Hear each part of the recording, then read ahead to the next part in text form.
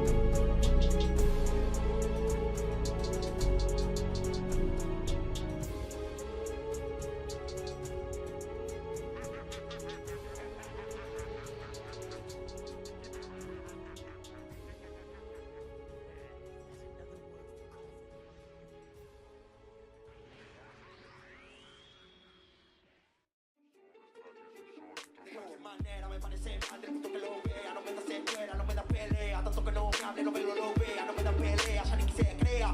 Me habla del tuto como si eso fuera escuela. Papi, salí a la calle y mira qué difícil están las cosas afuera. Más difícil que acá adelante, así que no tengas el contrincante. Si solo mantengo el principiante, no son las bien tu propio parlante que tenés adelante, que escucha al instante cuando ves que este cuerpo se reverante. Demuestra que tiene la escuela, la cual vos no, porque sos un arrogante.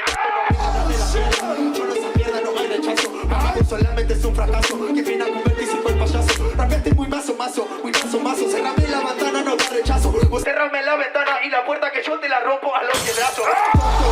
Si quieres dar la mitad de lo que yo doy de toda la rima. Y no me miles de logro que yo logro soltar lo que te tocó, nunca se imagina. Sin una muletilla, cosa que vos te sale muy aquilla. Porque no podés decir cosas complejas, solo se asemeja a la sencilla. Puedo entrar al beat, rápido, lento, es fundamental estar suelto. Voy a slow, hace que quiera con Dani, la pelota siempre va dentro. ¿Cuántos vos visto con esos cuentitos de gánster que solo se quedan en parla. Mientras que nosotros si hablamos de putas podemos mostrarlas. Se veces pasa, pero cuando pasa se van un par muertos. Yo no soy quien manda de la casa, pero me siento en casa en cada evento. No se equivoquen, parece que están confundidos, porque mi estilo no es hacer trap, es hacer rap y tener la comodidad de hacer un trap tranquilo.